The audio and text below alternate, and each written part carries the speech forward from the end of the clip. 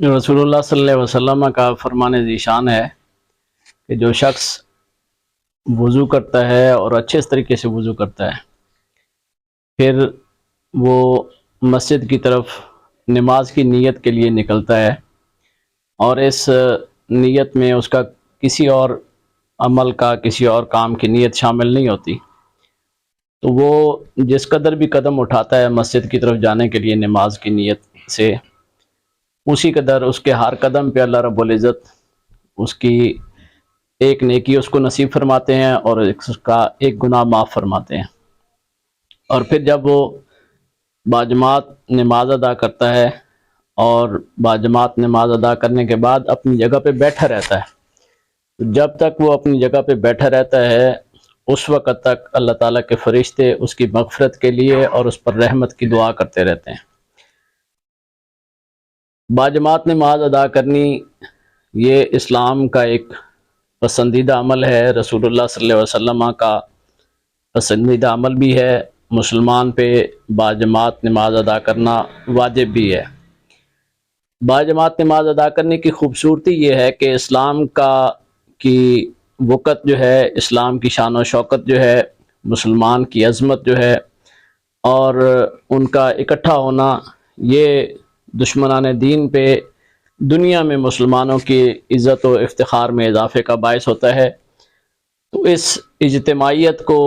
लोगों के सामने उसके इजहार के लिए और फिर मुसलमानों में आपस में भाईचारा पैदा करने, उनकी मोहब्बतों में इजाफ़ा करने, एक दूसरे के साथ मेल जोल में इजाफ़ा करने, क्योंकि एक मस्जिद, महल्ले की मस्जिद जो है या एक गाँव की जो मस्जिद है, उसमें महल्ले के लोग, इलाके के लोग इकट्ठे होंगे, एक दूसरे के साथ मुलाकात होगी, मेल जोल होगा। इस मेल जोल और बामी मोहब्बत को फ़रोग़ देने के लिए अल्लाह रब्बुल इज़्ज़त ने इस चीज़ को रिवाज देने, इस अमल को रिवाज देने का हुक्म फरमाया और रसूलुल्लाह सल्लल्लाहु अलैहि वसल्लम ने पसंद फरमाया। और यही अमल अल्लाह रब्बुल इज़्ज़त ने फिर मुसलमानों के लिए बाइसे सवाब इसको रखा ताकि वो किसी लालच में, मोहब्बत की लालच में, आखिरत की लालच में, सवाब की लालच में, किसी भी मामले में इकट्ठे होकर बाजमात नमाज की आदत डालें। और रसूलुल्लाह सल्लल्लाहु अलैहि वसल्लम ने इरशाद फरमाया कि जो शख्स तन्हा नमाज पढ़ता है, अगर वो मस्जिद में जाकर बाजमात नमाज अदा करता है तो उसकी तन्हा नमाज से उस बाजमात नमाज का 27 दर्जे उसको ज़्यादा सवाब मिलता है। रमज़ानुल मुबारक में इंसान हरीस होता है नेक आमाल पे, नेकी के काम करने पे। तो आने वाले रमज़ान के दिनों में ज़रूरी है कि हम ये नीयत करें कि हम अपनी 5 वक्त की नमाज जो है वो बाजमात अदा करने की आदत डालेंगे। और हमारी नमाज, रसूलुल्लाह सल्लल्लाहु अलैहि वसल्लम का एक और फरमान है कि जो शख्स 40 नमाजें इस कैफियत से अदा करता है कि उसकी 40 नमाज़ों में से किसी एक नमाज में भी तकबीर तहरीमा जो है उसकी फ़ौत नहीं होती, बल्कि वो इमाम के जमात के वक़्त से पहले जाकर जमात में के बैठ जाता है और फिर जमात के साथ शामिल होता है। तो रसूलुल्लाह सल्लल्लाहु अलैहि वसल्लम ने इरशाद फरमाया कि जो शख्स 40 नमाजें इस तरीके से अदा करे कि उसकी तकबीर तहरीमा फ़ौत ना हो, अल्लाह रब्बुल इज़्ज़त उसके दिल से निफाक को ख़त्म फरमा देते हैं। ये इतना बड़ा इनाम है कि इंसान का दिल मुनाफ़िकत से, निफाक से पाक हो जाता है और इस दिल को अल्लाह रब्बुल इज़्ज़त के लिए इखलास नसीब हो जाता है। कुछ मामलात जो लोग बाजमात नमाज पढ़ने वाले हैं उनके समझने के ज़रूरी हैं कि जब इमाम नमाज के लिए निकल पड़ता है, जमात खड़ी हो जाती है, उस वक़्त अगर कोई शख्स मस्जिद में दाखिल होता है और उसके नवाफिल रहते हैं, उसने ज़ोहर का वक्त है, सुन्नतें पढ़नी हैं, या इशा के वक्त में दाखिल होता है, फजर के वक्त में दाखिल होता है, तो अगर सिर्फ़ और सिर्फ जो फजर की नमाज है उसमें उलमाए कराम ने ये कहा है कि रसूलुल्लाह सल्लल्लाहु अलैहि वसल्लम ने चूँकि फजर की सुन्नतों की अहमियत बहुत ज़्यादा बयान की है, इसलिए अगर नमाज इमाम पहली रकत में हो या दूसरी रकत की इब्तिदा में हो और आपको ये यकीन हो कि आप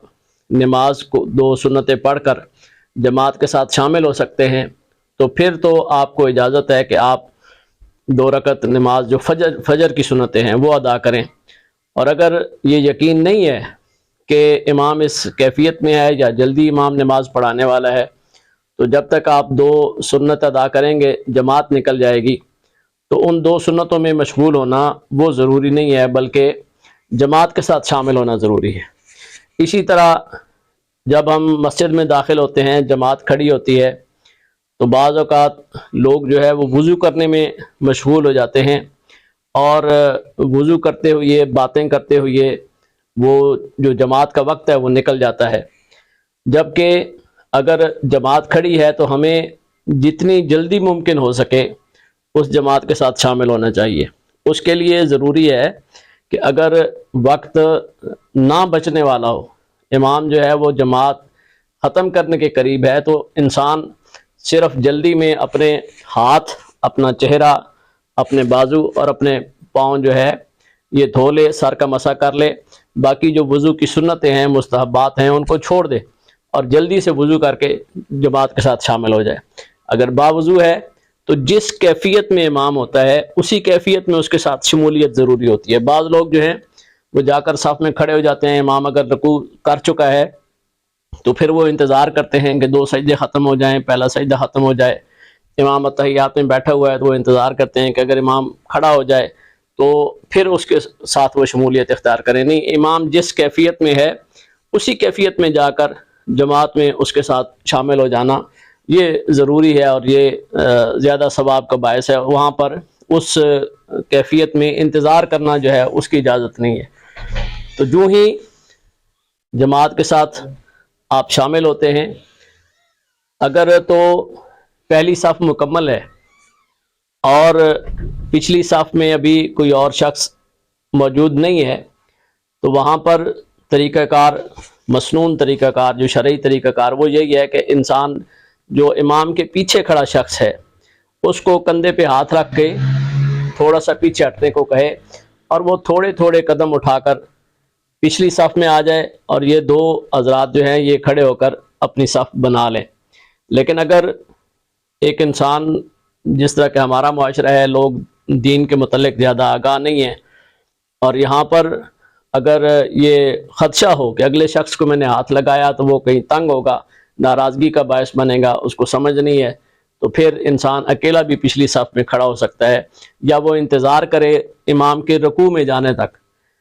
اور جب تک امام رکوع میں جاتا ہے تب تک اگر اس کے ساتھ پیچھے سے کوئی اور نمازی آ کر شامل ہو جائے تو وہ 2 اپنی صف بنا لیں۔ لیکن اگر پیچھے سے کوئی نمازی بھی نہیں آتا، اگلی صف والے بھی پیچھے آنے کے لیے تیار نہیں ہیں، تو پھر جب امام رکوع میں جائے تو وہ جماعت کے ساتھ اکیلے بھی شامل ہو سکتا ہے۔ ویسے انسان کے لیے اکیلے پچھلی صف میں کھڑا ہونا یہ مکروہ ہے، اس کو کوئی نہ کوئی شخص ساتھ لے کر 2 بندوں کی جو ہے وہ صف بنانی ضروری ہے۔ صف کی ترتیب بھی جماعت کے لیے جو علماء نے بیان کی ہے وہ یہی ہے کہ امام کے پیچھے ایک شخص کھڑا ہو، پھر ایک شخص اس کے دائیں طرف کھڑا ہو، پھر ایک شخص بائیں طرف کھڑا ہو، یوں الگ ترتیب دائیں اور بائیں نمازی کھڑے ہوتے جائیں تاکہ دونوں اطراف جو ہیں وہ برابر ہوں۔ یہ کہا جاتا ہے کہ دائیں صف طرف جو ہے وہ کھڑے ہونے والے کو زیادہ ثواب ملتا ہے۔ یہ درست ہے کہ رسول اللہ صلی اللہ علیہ وسلم نے ہمیشہ دائیں عمل کو پسند فرمایا ہے۔ ہر اچھے عمل میں دائیں طرف سے کنگھی کرنی، دائیں طرف سے کپڑا پہننا، جو بھی معاملہ ہے، دانت صاف کرنے ہیں، مسواک کرنی ہے تو اس میں بھی دائیں طرف سے معاملہ شروع کرنا۔ رسول اللہ صلی اللہ علیہ وسلم نے جوتی پہننی ہے تو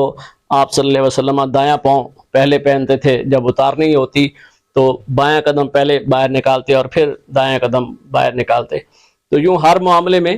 دائیں طرف کو آپ صلی اللہ علیہ وسلم نے پسند فرمایا ہے۔ لیکن یہ نہیں ہے کہ دائیں طرف اگر 10 افراد کھڑے ہیں اور بائیں طرف جو ہے وہ 3 یا 4 افراد کھڑے ہو جائیں، یہ کہیں کہ ہمیں زیادہ ثواب جو ہے وہ دائیں طرف کھڑے ہو کر ہی ملے گا۔ ایسی صورت میں جب کہ دائیں طرف زیادہ لوگ کھڑے ہوں تو ان کے ساتھ کھڑا ہونا یہ بھی مکروہ ہے۔ صف کی جو ترتیب ہے وہ دونوں اطراف میں برابر ہونی چاہیے۔ اگر اس طرف زیادہ لوگ ہیں اور جو شخص جو ہے وہ صف کی ترتیب کے لیے بائیں طرف آ کے کھڑا ہوتا ہے تو اس کو بھی زیادہ ثواب ملے گا۔ اس لیے یہ ترتیب جو ہے یہ ذہن میں رکھنی چاہیے جب بھی کوئی مقتدی جو ہے وہ جماعت کے ساتھ شامل ہوتا ہے، کہ صف برابر ہو کیونکہ رسول اللہ صلی اللہ علیہ وسلم نے فرمایا کہ صف کی برابری بھی تمہاری نماز میں تمہاری جماعت کا حصہ ہے۔ تو صف بھی برابر ہونی چاہیے، ترتیب بھی برابر ہونی چاہیے، اور جب اس کیفیت کے ساتھ انسان باجماعت نماز ادا کرتا ہے، باجماعت نماز ادا کرنے کے بعد اپنی جگہ سے دوڑ نہیں جانا چاہیے، بلکہ صف وہاں پر بیٹھ کر اللہ کا ذکر کرے، اللہ کے ذکر میں مشغولیت رہے۔ تو جب تک انسان نماز جب باجماعت ادا کرنے کے بعد اپنی جگہ پہ بیٹھ کر اللہ رب العزت کا ذکر کرتا رہتا ہے، رسول اللہ صلی اللہ علیہ وسلم کا فرمان ہے کہ اللہ کے فرشتے اس کے لیے مغفرت کی دعا کرتے ہیں۔ ایک انسان اپنے لیے کچھ مانگتا ہے وہ اور بات ہے، اللہ کے جو ملائک ہیں، خطا سے پاک معصوم ملائک ہیں، وہ جب اللہ کی بارگاہ میں دعا کریں گے تو وہ دعا یقیناً اللہ کی بارگاہ میں شرف قبولیت پاتی ہے۔ اس لیے رسول اللہ صلی اللہ علیہ وسلم نے اس عمل کو پسند بھی فرمایا، صحابہ کو تعلیم بھی فرمائی کہ نماز پڑھتے ہوئے بھاگ نہیں